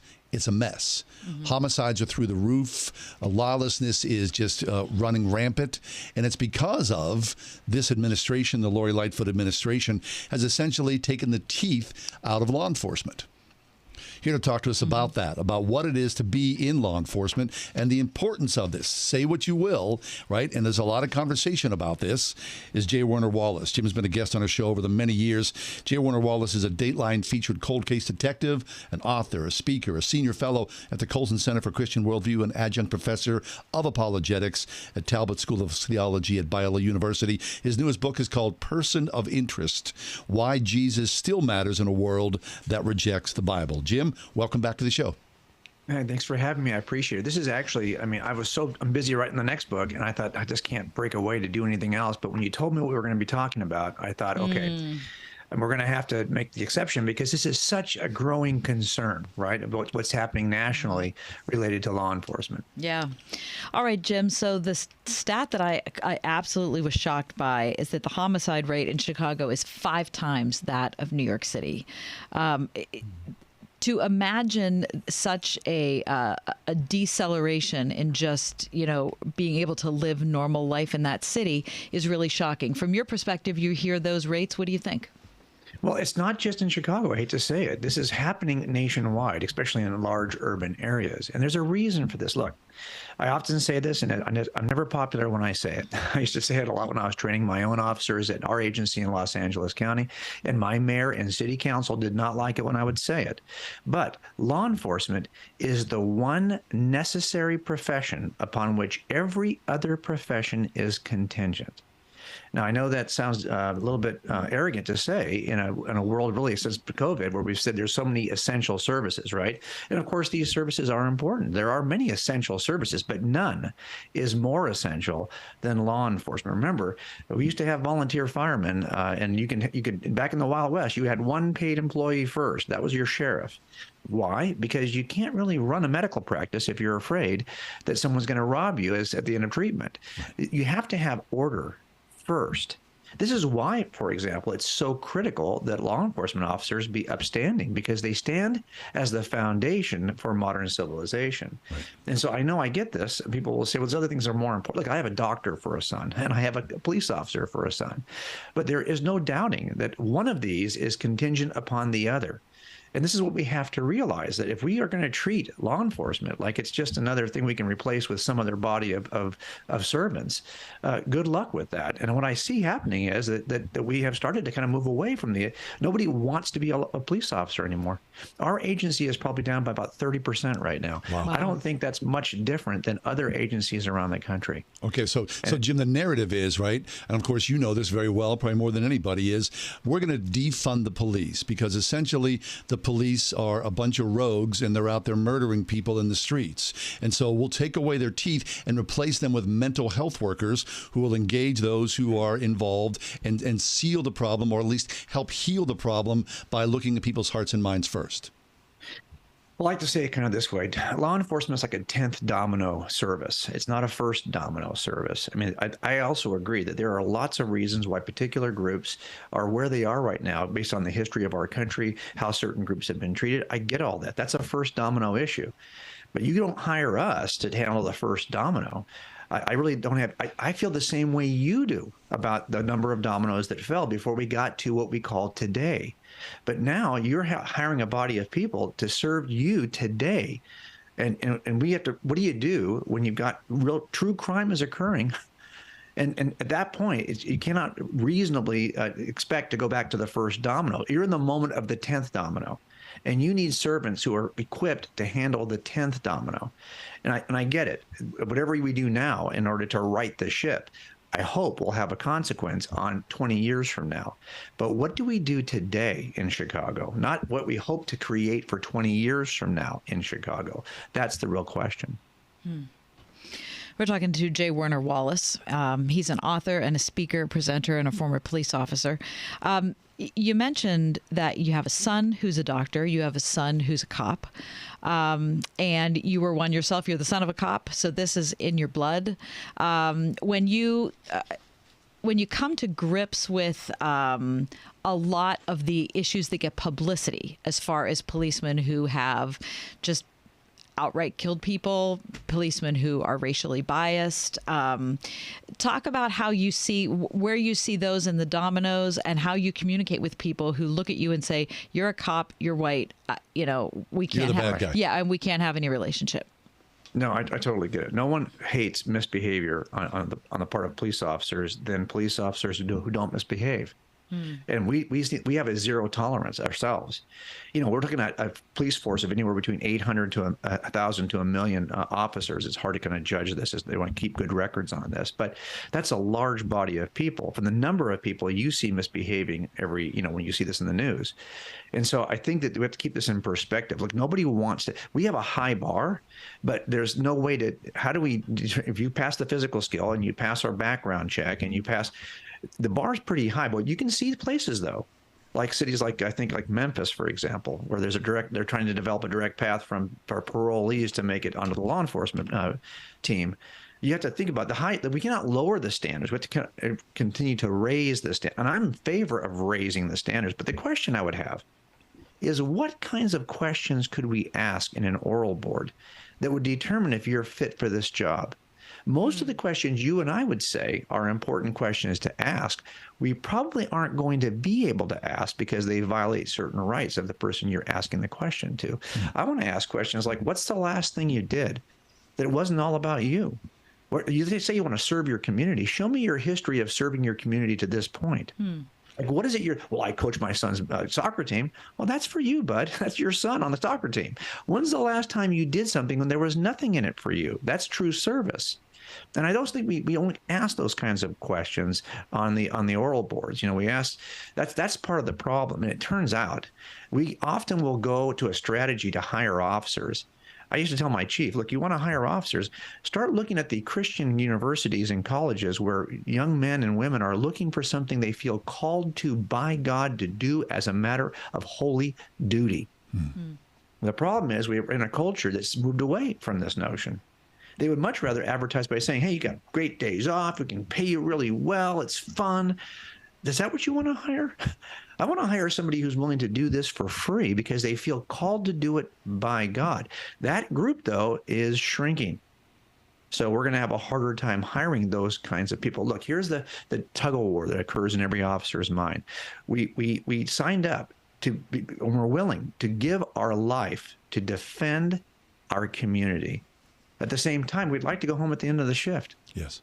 That tug of war between what we feel called to do and what we really yearn to do is the tug of war of every officer. There are fewer people who are willing to do that for our community, especially if every step along the way, you're in jeopardy of either losing your life on the job, like being shot. Like just yesterday, an officer was killed in Chicago. Yes. In a domestic violence case where he was just running after the offender in the shots were fired in both directions. He succumbed to his injuries.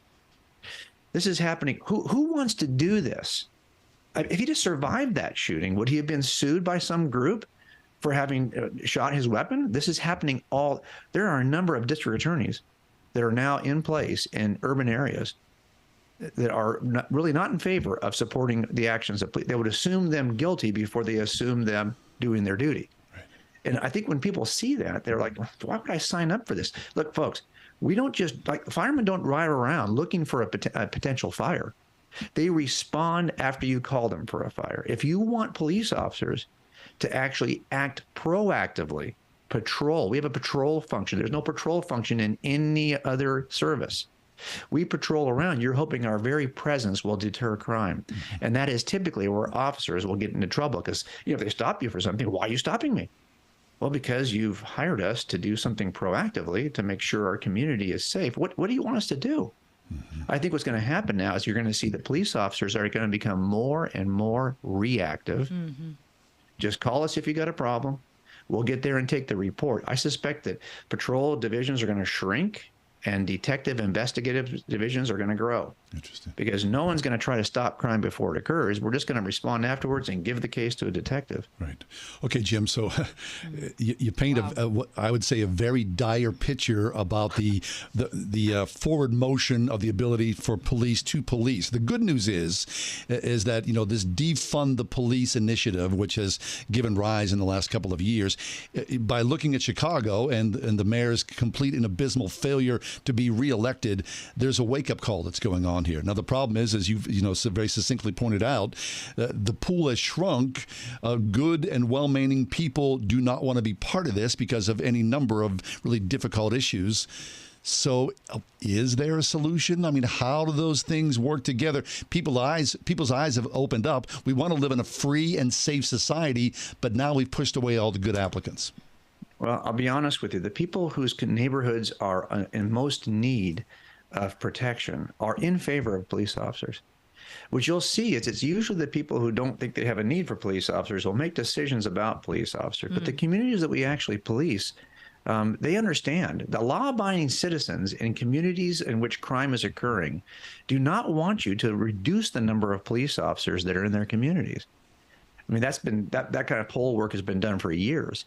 In Los Angeles County, for example, it's typically the voters that live in areas that don't have high crime, that think they know what they want to do with the police. The people who are in the high crime areas actually, I think, are in favor of the presence of police. Now, look, before we start here, remember, we're thinking about all of this in terms of police who are doing their duty and are not committing crimes. Look, we're all opposed to those kinds of people. We want to find them. There should be no second chances. They should be absolutely eliminated from the profession. There's no question about that. The question is, once you've got someone who's called to do this job, do you want us to do it? Yeah. Also, remember that we don't have a duty. We have a right to protect our own lives. And so sometimes people will say, well, why did you shoot before he shot at you?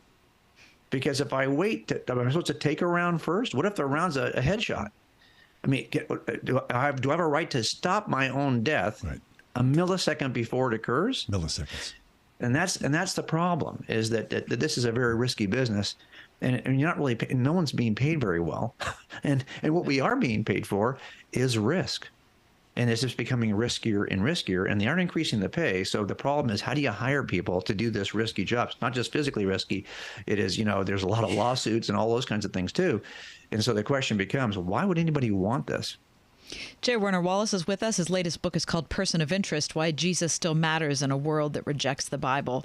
Our time's almost up, Jim, but we've lost 2 police officers in the Pittsburgh area in the last 2 months, something like that. And, in watching all of the things that happened after their death and the outpouring of love from the community and the care and concern that's been extended to their family and all of that, it made me think we're not dead inside. You know what I mean? Right. As people, like we know that is a place of honor to be a police officer. And the sacrifice. And the sacrifice of it is evident to everybody. And so we all mourn for that. It just saddens me so much that we're not able to take the purity of that devotion and understanding and put it in place before someone's killed in a day-to-day basis. And that type of trust is what's broken down, and that type of communication doesn't happen. Do you have any ideas, tips? Like, what do you suggest to people who really want there to be that type of deep compassion and understanding one for another before an incident occurs? Well, 2 things. For officers, like we were invested. My son and I were invested in this process. I'm just going to do a shameless plug. We started a ministry a couple of years ago. It's called the Thin Blue Life, and it's at thethinbluelife.com. It's really helping officers kind of navigate this profession from a Christian worldview. But what I can say to people who aren't police officers, if you have a reverence for what police officers do, what good police officers contribute to culture, then I don't typically get involved in politics. But I think it's fair for us to vote what is important to us. And it turns out that's what happened in Chicago. At some point, people realize, no, you know what, you can swing that pendulum out as far as you want to swing it. But reality of it is we need these guys and gals. So we're going to start to vote on our priorities. And I think if we do that, we're going to be fine. I'm not as concerned as the pendulum swings. Here's what I would say. The pendulum is swinging, but my concern is that the base upon which the pendulum is swinging is starting to lean in one direction. So it always swings out a little further than it used to. It doesn't quite swing back as far as it used to. What we have to do by voting is simply to right the balance. We're not trying to lean it in the other direction. We just want to get it back level again. Amen. Jim, it's always a pleasure. Thanks for your time here with us. We greatly appreciate it. Thanks for having me. Always good to hear from you, Jim. Take care. Good to see you both. Thank you. Bye. J. Werner Wallace, Cold Case Detective. You can find him very easily online at his Cold Case Detective online. His latest book is called Person of Interest, Why Jesus Still Matters in a World That Rejects the Bible. J. Werner Wallace.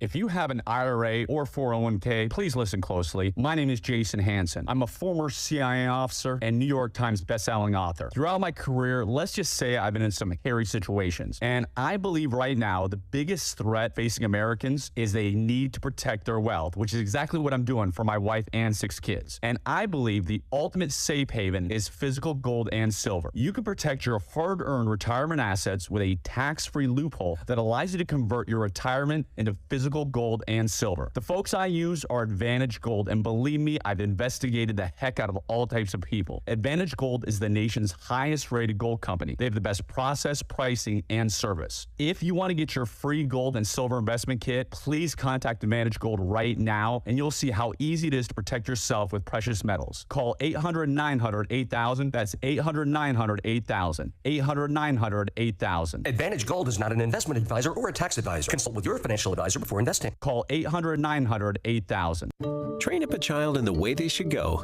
Well, you know the rest. It's a calling you take very seriously as a Christian parent. And Trinity Christian School in Forest Hills seeks to honor your commitment by working together with parents to prepare students who are academically sound and spiritually ready to take their place in the world through a classical approach to education that helps build a faith from which they will never depart. Trinity Christian School, one of the top K-12 schools in Allegheny County, at trinitychristian.net.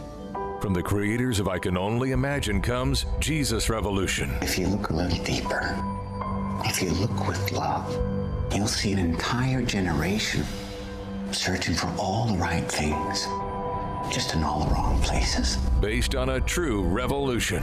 You're gonna need a bigger church. Jesus Revolution. Rated PG-13. Some material may be inappropriate for children under 13. Now playing. Go to JesusRevolution.movie.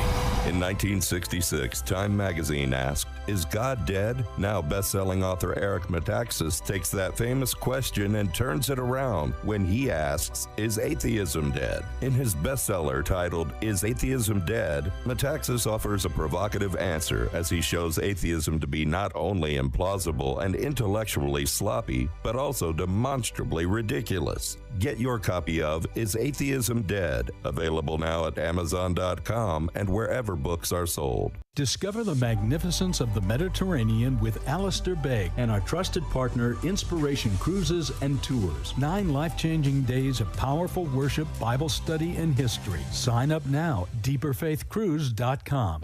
We are everywhere on your radio at 101.5 WORD FM Pittsburgh, at wordfm.com, the Word FM mobile app, iHeart, TuneIn, and Odyssey.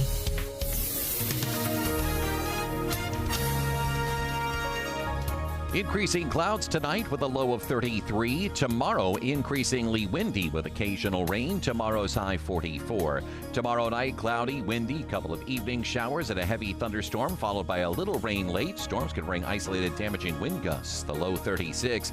Saturday, a morning shower in places, otherwise cloudy and windy with a high of 44. With your AccuWeather forecast, I'm Drew Shannon.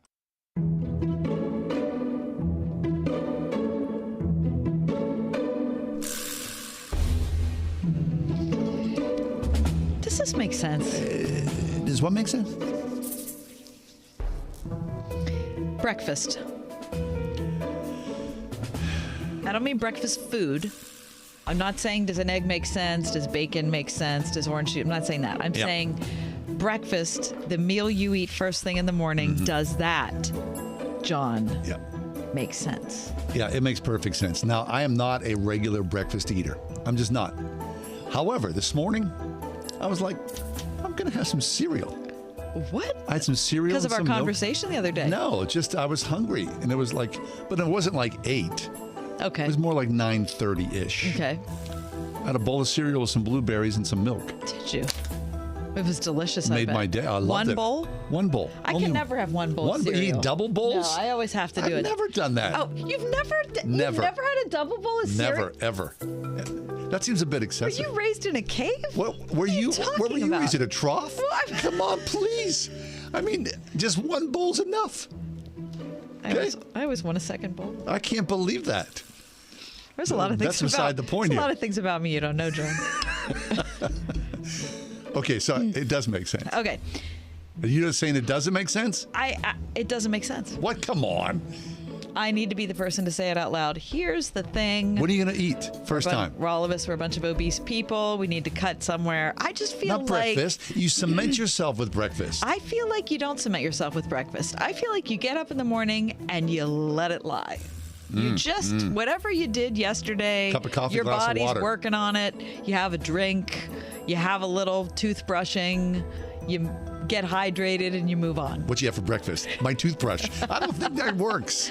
Now, I fully endorse having a breakfast food item at 11 a.m. 11 a.m. And then load up, have 2 bowls of cereal, knock it out. Okay. All right. So But you're to saying me- it doesn't to make me, sense. it doesn't make sense. That's an unpopular opinion. Sorry, I didn't mean to insult you there. Jeez. This is a tough All crowd. right, sorry. Okay, does this make sense? Yeah. The prayer closet. The prayer closet. A small, dedicated, little intimate space where you go into your prayer closet. Yeah. Maybe you have some verses on the wall, some family photos, a little light. That would be cool. A comfort kind of thing where you just go in this like, little cubby hole and there you're shut off from the world. I love that idea. That makes all the sense. It makes every bit of sense. I think it does. Do you have that? No. Oh. I don't But I have think that. about it often. You think about if you About did have having that. I mean, I have a place that I do pray, but I don't have like a closet, a little tiny intimate space. You know how small the closets are in the second floor of your house. Oh, You my- wouldn't even fit in there, would you? I wouldn't fit in there. What the heck? It makes sense, though. So does breakfast. 101.5 WORD. I'm Alan Jackson, and I have the privilege of joining you each day to open the Word of God and ask for His input. And I'm convinced the challenges we face in today's world are more spiritual than they are political or economic. Exploring God's Word together is refreshing. It equips us for everything that comes our way. Join me, and let's see what God has in store for us today.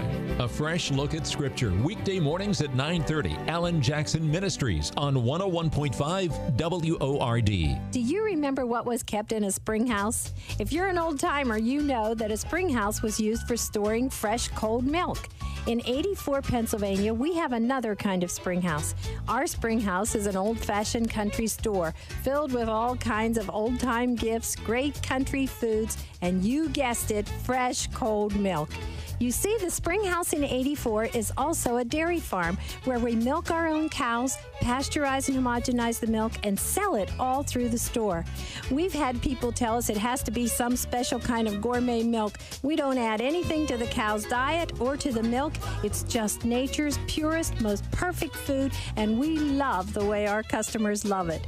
We also make a chocolate milk you would think is a chocolate shake, an old-fashioned buttermilk that people drive miles to get, and a 40% heavy cream that's wonderful for luscious desserts.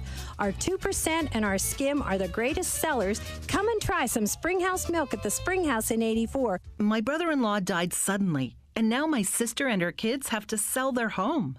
That's why I told my husband we could not put off getting life insurance any longer. An agent offered us a 10-year, $500,000 policy for nearly $50 a month. Then we called SelectQuote.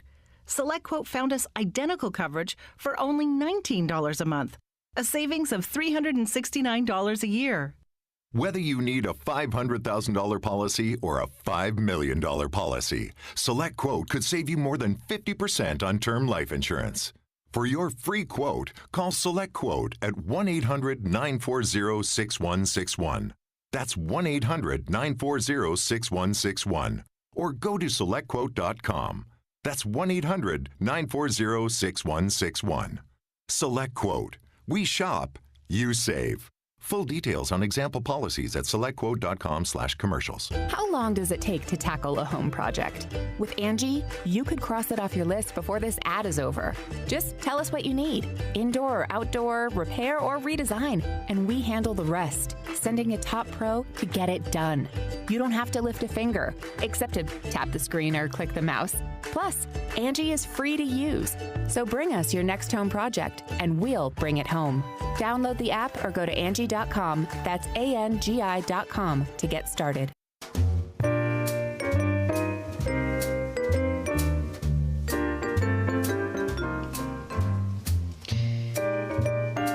Today is I want to make sure I get this title appropriate, World Teen Mental Wellness Day. So when I saw that pop up on my calendar this morning, I thought, this is something we should probably talk about on today's show, because I'm the parent of two girls who survived their teenhood.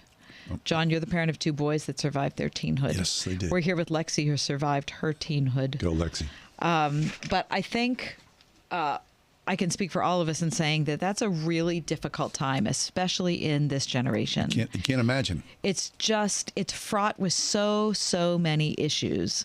And so I thought it was certainly worth us taking some time today to just kind of talk about it and throw some ideas around. I saw an article that NPR put out today about this, I was going to say this holiday, it's more like a commemoration. Anyway, it says that many people are struggling with their mental health post-pandemic. It's not just students, right? It's parents, it's grandparents, it's people who are single, it's people who are living with a spouse, living with a boyfriend, a girlfriend, whatever it is. Everybody has had a hard time dealing with the pandemic. But recently published data from the CDC is shedding light on how teens are faring. The numbers show that 4 in 10 U.S. high schoolers experienced persistent feelings of sadness or hopelessness in 2021, and nearly a quarter seriously considered attempting suicide. It doesn't surprise me. Right, we've just come through this ourselves with our own kids who still carry, some of those vestiges of what it was to be a teenager. We talked about this the other day. And it's easy to point the finger, at the boogeyman of social media. But, when kids, look how quickly, was this 2007, the iPhone came into population. How quickly it transformed the world. It transformed our lives. Heck, we were middle-aged. Right. So you put a cell phone, an iPhone, in the hands of a 9, 10, 11, 12-year-old, and they quickly become teenagers. You're carrying the world in your pocket, for better or worse. More often than not, for kids, for worse. You're just asking for a host of troubles. And I think here's the proof in the pudding. We see it. That 25% figure, 25% seriously considered attempting suicide, is just it's so tragic. Teen girls and LGBTQ youth are struggling the most, NPR says, with the highest rates of sadness recorded by the CDC in a decade. And so the question that NPR is asking is, how can parents help their teens navigate this tumultuous developmental period? How do you do that? I don't know. I mean, we did it. We did it. Right. Yeah, we did do it. And so I took some time this afternoon to think back on what our family setup was like during my kids' 9th through 12th grade years. Yeah. And the number one thing I can say, and by me saying these things, please do not take it as me preaching to you or being an expert of any sort. I am just a fellow struggler. You're a parent. And so I'm a parent, so I'm just going to tell you what I did, and you can take it or leave it. But the number one thing I can say is that my husband and I were around. And you can try to plan trips, and you can go to shows, and you can, be the coach of your kid's team or whatever. But if you're not just around at home, I really think you're asking for a giant issue. Yeah, I'm sure, no, again, we were fortunate that we were around. A lot of parents, they're working odd jobs or multiple jobs or jobs that have strange hours. I get that. But for us as well, I mean, you learned this in your own family. I mean, growing up, I've said this a million times, all 9 of us at 5 o'clock every night sat around the dinner table. That's embedded in the nature of who I am as a human being. Mm-hmm. 9 people around the table. For better or worse, there's a heck of a lot sharing that goes along. Now, we did that with our kids. We have 2 kids, so 4 of us every night. We sat around. We didn't try. We sat around the dinner table. Mm-hmm. Sometimes it was great. Oftentimes it was great. Other times it was a horror show, right? But there they were. They saw us. They saw us as mom and dad, and we tried to keep open the lines of communication. Yeah. And I think that, to me, that's the major key. I really do believe that. And I know that all people can't do that for any number of reasons. Yeah.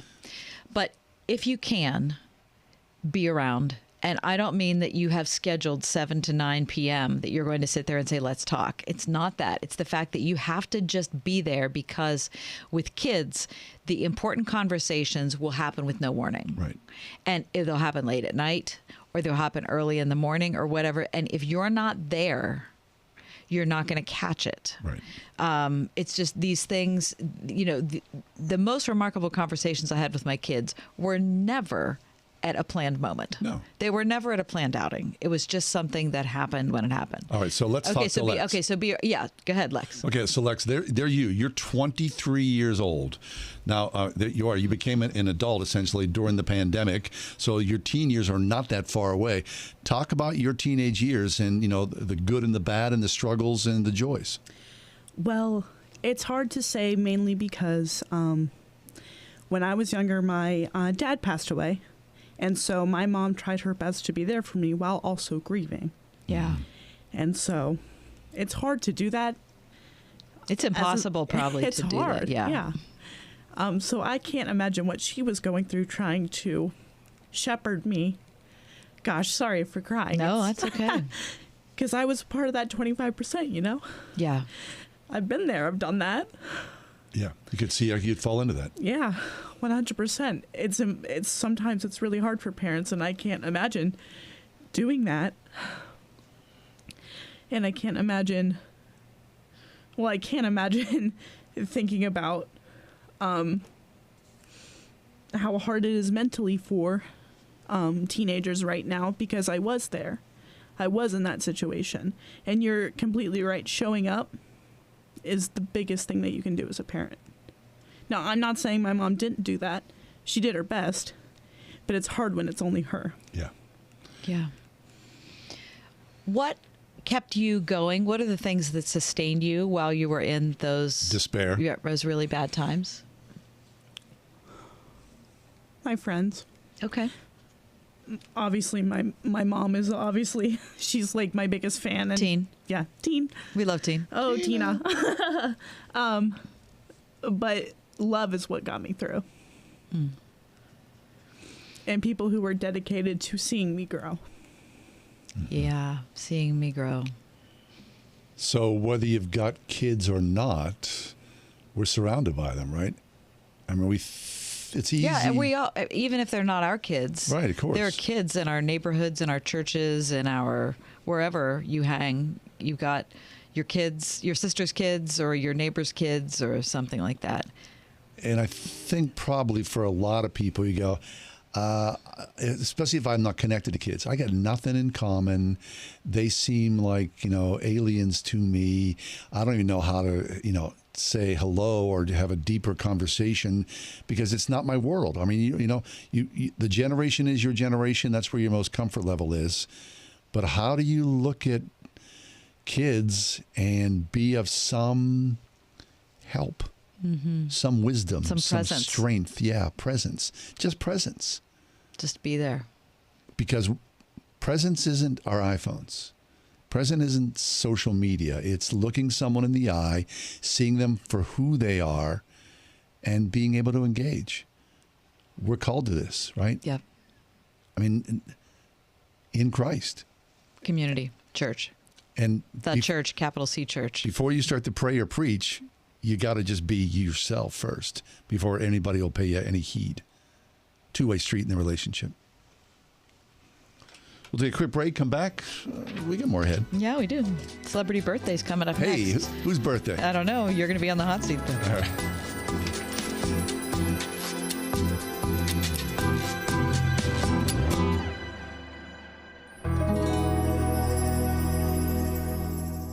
My 6-year-old nephew got his first Bible for Christmas this year. He raised the Bible over his head in celebration, and as he did, caught his mom on the bridge of her nose, leaving us considering stitches. Hebrews says that the Word of God is sharper than any two-edged sword, but I don't think this is what that meant. It's Ryan from United Faith Mortgage, and we'd like to slam you in the head with an important word as well. Many experts believe that even with interest rates higher, this year should be a better year to buy a home. Inventory should go up, competition over homes has come down, allowing prices to stabilize, closing cost concessions from the seller are back in play, making it for many a good time to finally find that dream home while it's available, with the strategy to refinance once rates settle. If your family is thinking new home, we hope you'll remember us, our direct lender advantage, and that we provide a $1,000 lender credit at closing, a big thing my nephew would definitely celebrate.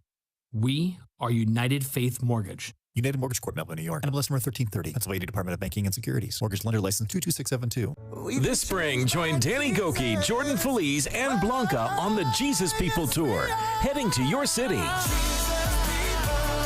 Join Danny, Jordan, and Blanca in Moon Township, Pennsylvania at Impact Christian Church on Thursday, March 23rd. That's Moon Township, Pennsylvania on March 23rd.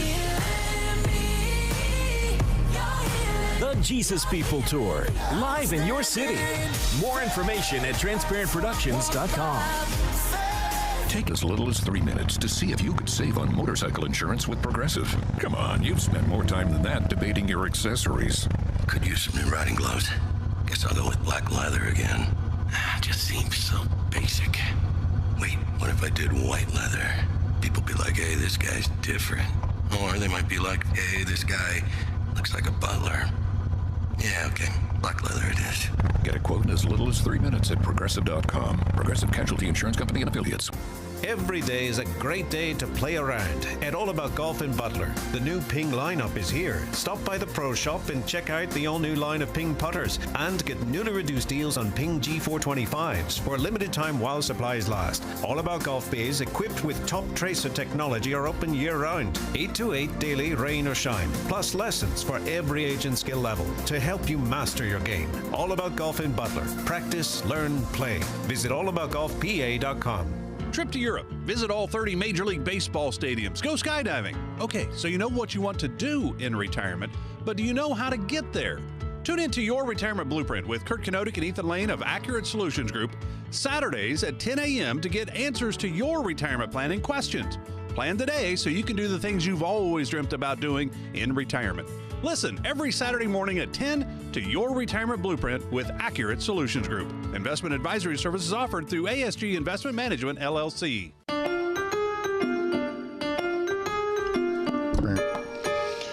Periodically, we pull out a celebrity birthday challenge for John Hall. So, again, very narrow bandwidth. For some strange reason, he's able to pretty quickly ascertain the age of people. And so I gave you two today. Okay. Okay. The first being John Bon Jovi. Oh, you know, I'm more of a fan of Bon Jovi as an actor than I am as a musician.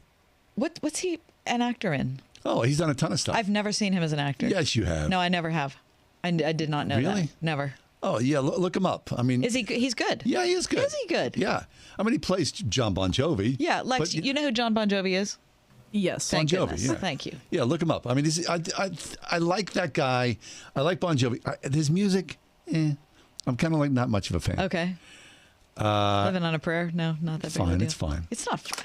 It's epic. I mean, it's not really mine. He was in Pay It Forward. Are you kidding me? How about that? Oh my goodness. He's got a lot of credits to his name. He really does. I don't know him. I mean, I know him from the band, but I don't know him from. No, he's had a big theatrical career. Okay. John Bon Jovi. Today's his birthday. Yep. Since you're bringing it up, he's in the neighborhood of old man.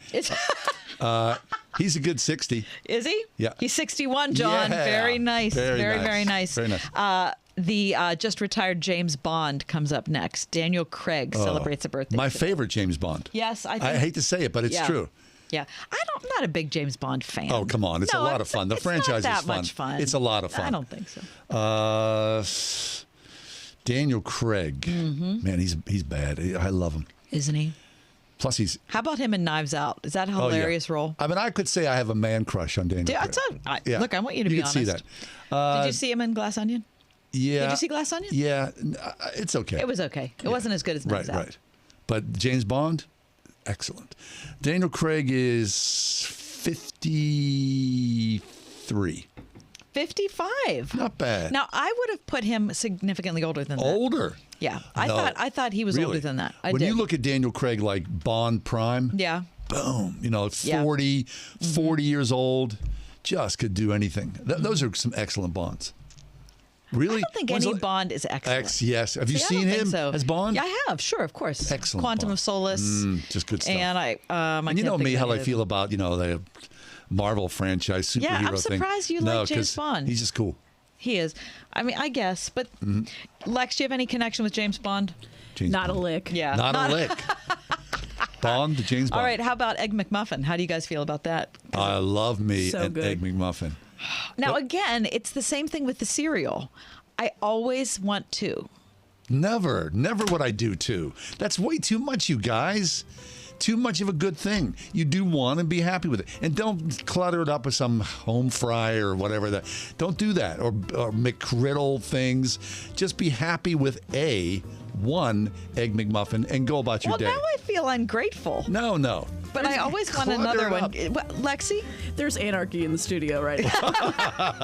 What the heck? No, come on. What do you Double think? bowls of cereal. Has to be two. Thank you. Two? It's too much.